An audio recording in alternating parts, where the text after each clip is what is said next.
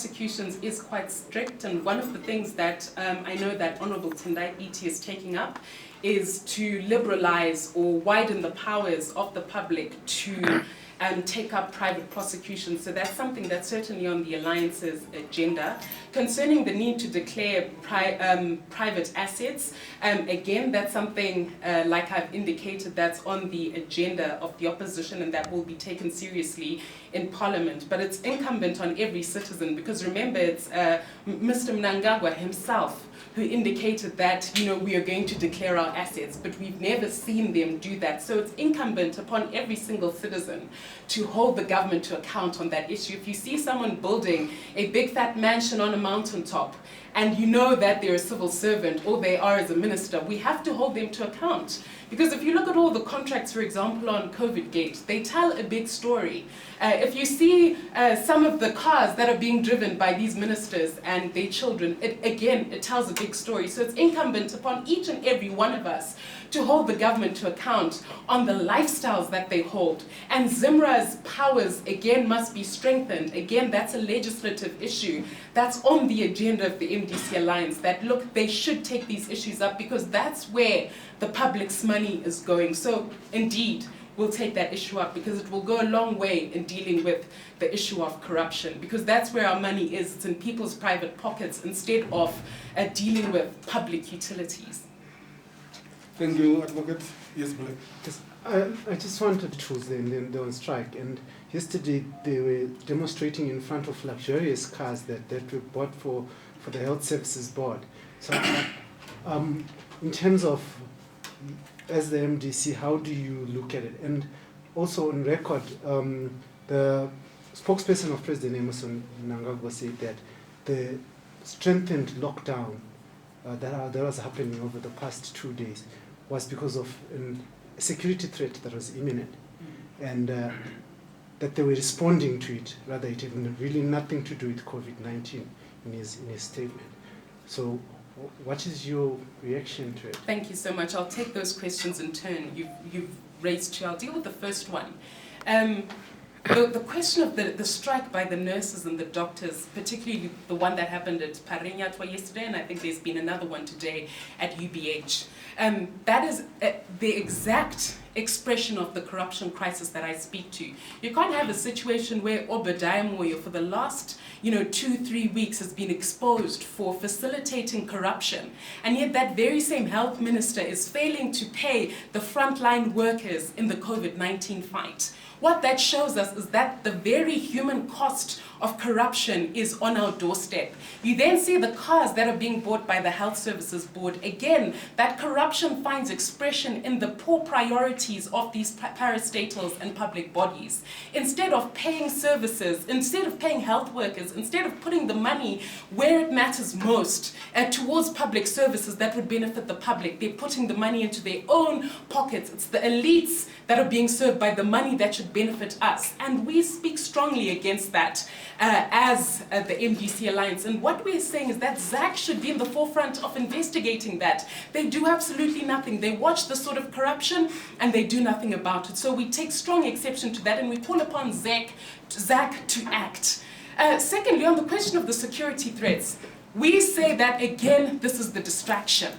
These are the distractions that we continue to talk about. Whenever there's a flare-up with a revelation on the corruption, you see these strategies. They deploy armies. So instead of talking about the corruption, the Covidgate, the fact that they need to arrest people and pay back the money, we are then, stuck in talking about soldiers, stuck in talking about, oh, is there a coup happening? We then forget. But no, we will not be distracted. Because if there is a genuine change in the security situation, we know what the Constitution says about deploying the army. The President has to deploy the army and he has to report to Parliament around why. If there's been a change in the lockdown status, that has to be reported. We were told that we're now at lockdown stage 2. If that has changed, we have to be formally told. We cannot be told about that in some dodgy tweet, in a ghost account by some famed government official. That's not the way sound public administration works. So we say that that is an attempt again to distract the masses from this very important corruption issue. And we say no, pay back the money, arrest those responsible for corruption, and we want accountability. We don't want this issue forgotten about, because what they're hoping for is that we forget about Covidgate. We're not going to forget. And in my address, I mentioned step by step all the incidents of corruption. We'd forgotten about NASA. We'd forgotten about Command Agriculture. We'd forgotten about Covidgate. The citizens are watching, because every day life gets worse in Zimbabwe, but we forget that the reason things are where they are, the reason the crisis is where we are, is because of the failed politics, which finds expression then in this looting and the corruption. And we say, no, this must come to an end now. Thank you very much. You. I think I'm going to take the last 3 questions, if any. Is the MDC spokesperson, the MDC Alliance, and as a legal officer, as a legal expert? Yes. How do you see that? Thank you. That's a very important question. In fact, we've put our official position on the current public hearings that are taking place on record. Now, the first thing I wish to highlight is that we have said no to those amendments. Instead of amending the Constitution, they must implement the Constitution. What we expect to see as the MDC Alliance is concerted efforts by the government to align laws to the Constitution. You can't have over 20 amendments to the Constitution before they've even taken steps to align that Constitution, align laws to that Constitution as it exists. But if you look at the substance of the amendments that are being proposed, they further entrench power into the hands of the executive. The president will now have more power in terms of that Constitution, in terms of the proposed amendments. For example, he'll have power to appoint judges without any public scrutiny, without the interview process. And we say that the absence of checks and balances in that manner are bad for our democracy. They enshrine and entrench, imperial presidency, which is what we fought against when we voted resoundingly in the referendum in 2013. What we've said emphatically as the MDC Alliance is that the Constitution is the bedrock of a strong society. We should not be in a rush to change it. The Constitution amending process should be people-driven. You can't have a situation where soldiers are stopping people from moving, as we saw yesterday in Bulawayo, and yet you say there's a public hearing process. What if someone was leaving their house yesterday at Bulawayo to go and make their view known that they don't want any amendments to the Constitution, and yet soldiers turn them back? The Constitution itself says that any amendment to the Constitution has to be driven by a wide consultation process. So we strongly oppose not only the manner in which it's being done, but the very fact that amendments to the Constitution are taking place. And we've put this on record. So I hope that answers you in that regard. Thank you. MDC says it's going to continue with the recalling your MPs as they belong to this party. What is your strategy as a party? So obviously we say that political power comes from the people. Anyone who says that I own MPs has completely missed the point. MPs belong to the people. So whether it's Kupe, whether it's Munzoro, they've completely missed the point of the parliamentary process. Parliament is an expression of the will of the people. So again, that's part of the diversion that we say is ZANU-PF led, but more fundamentally, political power comes from the people. So you can't say, I own these MPs, they're mine, and I'm going to keep recalling them. We, like I've said repeatedly, are going to fight that strategy politically. And you cannot say you represent people in Parliament when those very people are saying, we don't want to be represented by you, number one. Second of all, the MDC Alliance is a separate, distinct political party from the MDCT. It's not a question of, factions. These are two separate, distinct political parties. It's like ZANU-Ndonga and ZANU-PF. We registered before ZEC separately and distinctly. We have different structures, different constitutions, with different legal entities, with different legal personas. So the two can never be conflated. So Douglas Munzura is not law. We say, and we've said repeatedly, that position is flawed. The MPs that are currently in Parliament on behalf of the MDC Alliance got there on an MDC Alliance ticket, and they represent the MDC Alliance. And when we say 2.6 million people voted for the MDC Alliance, they knew exactly who they were voting for.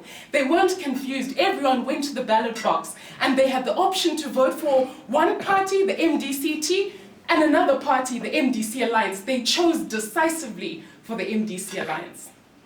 Thank you, Spokes. Spokesperson, there are allegations that youths aligned to a political party attempted to enter Harvest House, and there was a bit of some violence. How do you plead to that? And lastly, you've been accused as a political party of Maybe let me deal with that first, and then you can ask your other question, because I want to put our position as a party, the MDC Alliance, on record. We're a party of rules. If we wanted to resort to self-help in the manner in which the MDCT has done, we would have done so the day that the army took Harvest House. We didn't do so. The very minute they took over, we took a step back. And I think you saw what Secretary General Charlton went. It's very clear. If we were a party that resorted to self-help, what would have happened on that day is we would have fought back with violence. We didn't do so. In fact, what did we do? We rushed to court, because that is what the law requires. You do not take the law into your own hands. And ever since that day, we have not taken the law into our own hands. If you noticed, we are here at the media center. Even though we have the legal right to be in occupation of Harvest House because we respect the rule of law, we're a party that does not take the law into our own hands. We're a party of rules. So I want that to be abundantly clear. There is no way youths aligned to the MDC Alliance would go and start violence there. It's in fact the MDCT that roped in the army, that roped in soldiers, that roped in the police in acts of self-help to take the law into their own hands. Right now, they have their own youths in a manner that has no court order. They've got no respect for the law, and we simply choose not to play those games. And what we have said consistently is that we're not going to engage into a sterile debate about buildings. We are focused, and as I've indicated in today's press conference, about fighting the people's fight. One of our big 5 fights is the fight against corruption. That's what we're focused on, issues that are to do with the people. We don't want to be bogged down in these fissures. So the answer to your question in short is no. Our party youths are not involved in those acts of violence. We are not, bogged down about the issues about fighting for this asset or that asset. Our political mandate derives from the people, and we've set out a broad vision. What most Zimbabweans are interested in is what is the answer to the problems that young people are facing today.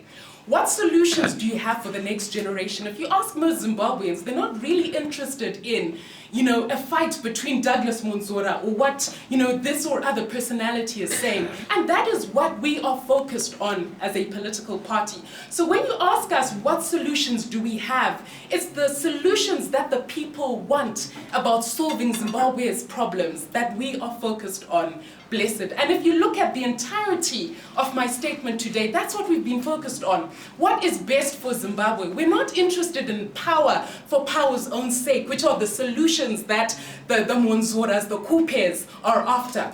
We are focused on solutions that will take Zimbabwe forward, which is why I spoke to Reload, which is why I spoke to our 5 big fights, which is why we're talking about reforms that deal with the systemic issues that are going to take Zimbabwe forward. That's what we, and together with President Chamisa have said continuously, we want to introduce a new style of politics that's going to remedy